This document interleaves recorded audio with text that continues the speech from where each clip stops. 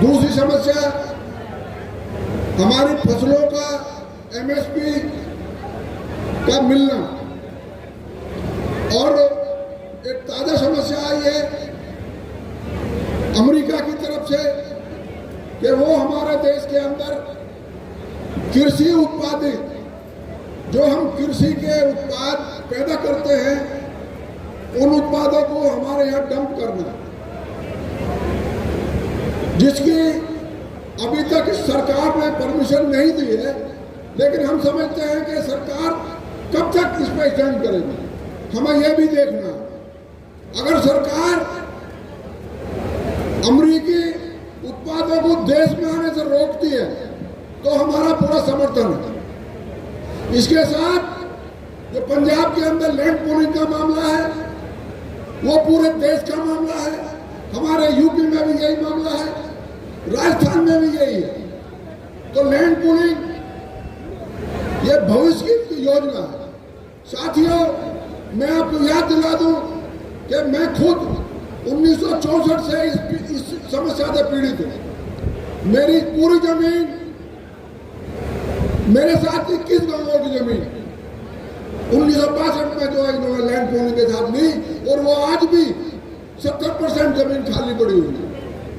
तो land pooling का मतलब ये नहीं है कि किसान से उसे हड़प के और पूंजीपतियों को देना। अगर जमीन लेनी है तो किसान से बात करनी पड़ेगी और किसान का के मर्जी के हिसाब से उसे रेट देना पड़ेगा। साथियों, हमारा एमएसपी का मुद्दा है जो हमारा बराबर खड़ा हुआ है।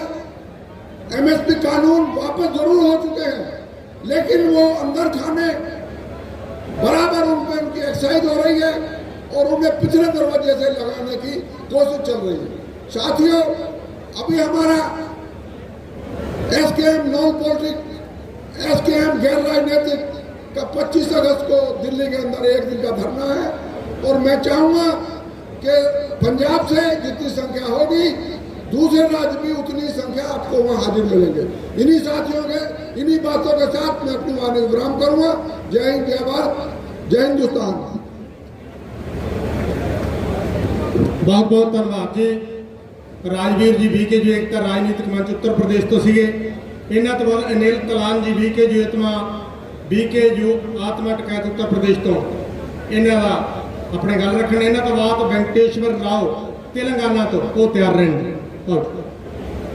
परम आदरणीय आज के सभापति जी, परम श्रद्धे किसानों के मसीहा महात्मा डल्लेवाल जी, खेतर खेती धर्म के अनुयायियों, सरदार भगत सिंह, अशफाक उल्लाह खां, सुभाष चंद्र बोस के वंशजों, आज आप यहाँ पर इस पंचायत में आप सुन रहे हैं। मुझसे पूर्व वक्ताओं ने जिन समस्याओं के लिए आप लोगों को अवगत कराया है और आपकी उपस्थिति अथाह उपस्थिति ये दर्शाती है कि पंजाब का किसान नहीं, हिंदुस्तान का किसान आज पीड़ा से गुजर रहा है। मैं आपको एक बात बता देना चाहता हूं, दुनिया कभी विकल्पहीन नहीं होती, और उसका एक बड़ा प्रमाण 132 दिन हंगरी स्ट्राइक पर रहने के बाद डल्लेवाल जी का आप लोगों के बीच में उपस्थित रहना, ये ईश्वर का एक बड़ा चमत्कार है। और आज उस चमत्कार के साथ ही जो लड़ाई लड़ने के लिए फिर से जो तैयार हुआ है, ये ईश्वर बताता है कि दुनिया विकल्पहीन नहीं है। अभी जो बताया कि लैंड पूलिंग के नाम पर, इस देश के किसान के उत्पाद के नाम पर जिस तरह से किसानों का शोषण हो रहा है, वो एक बड़ा शोषण है, और किसान को इस हालात में लाकर खड़ा कर दिया है कि आज किसान आत्महत्या के मुहाने पर खड़ा हुआ है। मैं आपको एक बात बता देना चाहता हूं, एक सरकारी रिपोर्ट के अनुसार 1998 से लेकर 2020 तक हम मात्र एमएसपी की अगर बात करते हैं, जहां मात्र 23 जिन्सों पर हिंदुस्तान के अंदर एमएसपी दी जाती है। 45 लाख करोड़ रुपए 22 साल के दरमियान हिंदुस्तान के किसान को मात्र एमएसपी पर कम कीमत मिली। और उस 2020 की अगर हम बात करते हैं तो हिंदुस्तान के किसान पर मात्र 12.5 लाख करोड़ रुपया किसान पर कर्जा था।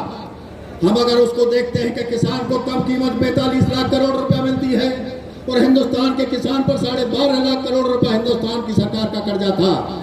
तब भी हिंदुस्तान के किसान का 33 लाख करोड़ रुपया 22 वर्षों के दरमियान हिंदुस्तान की समस्त सरकारों ने आपकी जेब से लूट लिया। हम सोच सकते हैं हिंदुस्तान का किसान ना गरीब है ना असहाय है, लेकिन इस सरकार की गलत पॉलिसियों के कारण आज हिंदुस्तान का किसान पूरी तरह से दरिद्रता और असहाय के दौर से गुजर रहा है। हम आप लोगों को एक बात और बता देना चाहते हैं, इस देश की सरकार इस मंच के माध्यम से अच्छी तरह से सुन ले और समझ ले, डल्लेवाल जी को जिस तरह से एक कुचक्र के तहत गिरफ्तार करके उस आंदोलन को खत्म किया था, इस देश की मौजूदा सरकार इस बात को जान ले, इस देश के अंदर जब कभी अंग्रेजी हुकूमत थी और उस अंग्रेजी हुकूमत ने सरदार भगत सिंह के साथ शहीद आजम सरदार भगत सिंह के साथ जो छल किया था, वो इस बात को समझ ले, वो सरकार इस देश के अंदर टिक नहीं पाई थी। छल के लिए इस देश के अंदर कोई स्थान नहीं है। हम बता देना चाहते हैं, डल्लेवाल जी के साथ जो छल किया इस प्रदेश की सरकार ने और इस देश की सरकार ने, डल्लेवाल जी को उस छल के साथ जो गिरफ्तार किया गया और उस आंदोलन को समाप्त किया गया, इस मंच के माध्यम से देश और प्रदेश की सरकार अच्छी तरह से समझ ले, उस छल का प्रमाण बहुत जल्द उसको मिल जाएगा। और एक बात और हम बता देना चाहते हैं कि हम किसी सरकार के विरोध में नहीं है और किसी राजनीतिक पार्टी के साथ हमारी कोई प्रतिबद्धता नहीं है, लेकिन इस देश की सरकार अच्छी तरह से समझ ले, डल्लेवाल जी की प्रतिबद्धता है तो डल्लेवाल जी की प्रतिबद्धता इस देश के किसान के हर किसान के साथ खड़ी हुई है। किसी भी कीमत पर इस किसान के साथ डल्लेवाल जी के नेतृत्व में कोई अहित नहीं होने दिया जाएगा। हम इस बात को कहना चाहते हैं, सिर्फ जहां समस्त सरकारें आज तक कहती चली आई है, जब कभी सिंहासन की बात आती है, चुनाव की बात आती है, हिंदुस्तान की समस्त राजनीतिक पार्टियां घोषणा करती हैं कि किसान की उस दरिद्रता को खत्म कर दिया जाएगा, किसान के उत्पाद की कीमतों को दुगना कर दिया जाएगा, किसान के स्वामीनाथन कमेटी की उस रिपोर्ट को लागू करके किसान को पूरी तरह से संपन्न कर दिया जाएगा।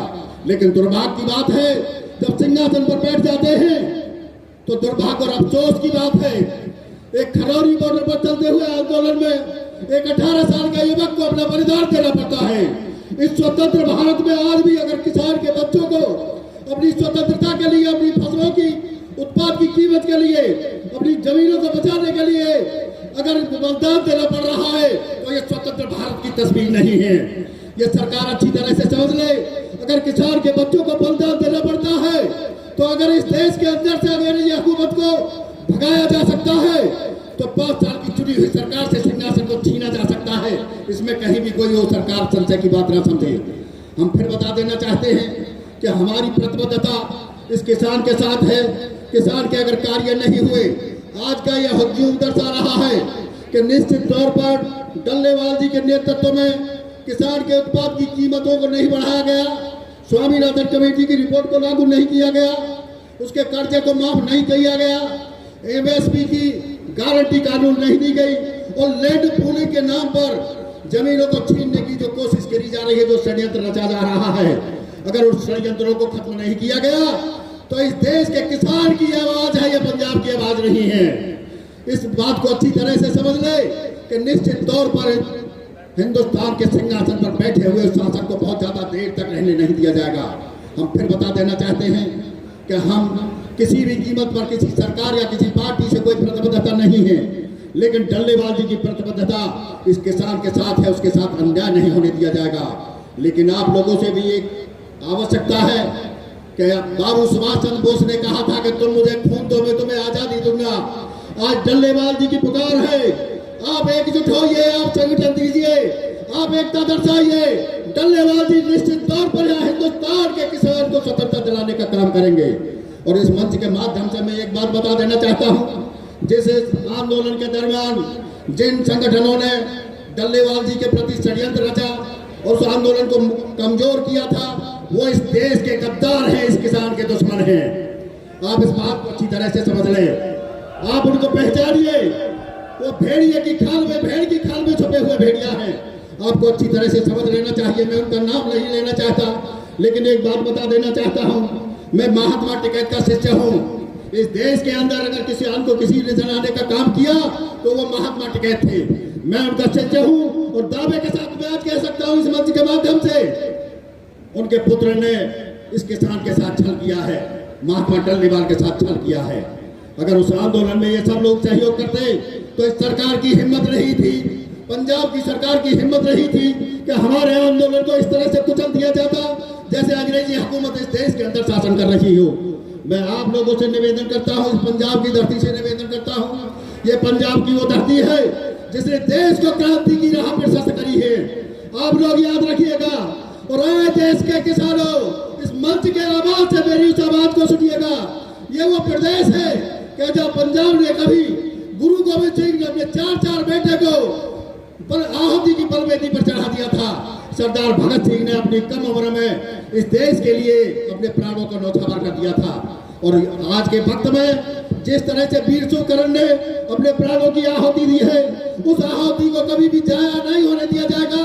यह इस पंजाब की धरती आज इस पंचायत में उमड़ी हुआ हुजूम इस बात को बता रहा है कि देश पूरी तरह से देश का किसान डल्लेवाल जी के नेतृत्व में एक स्वतंत्र होने के कगार पर है।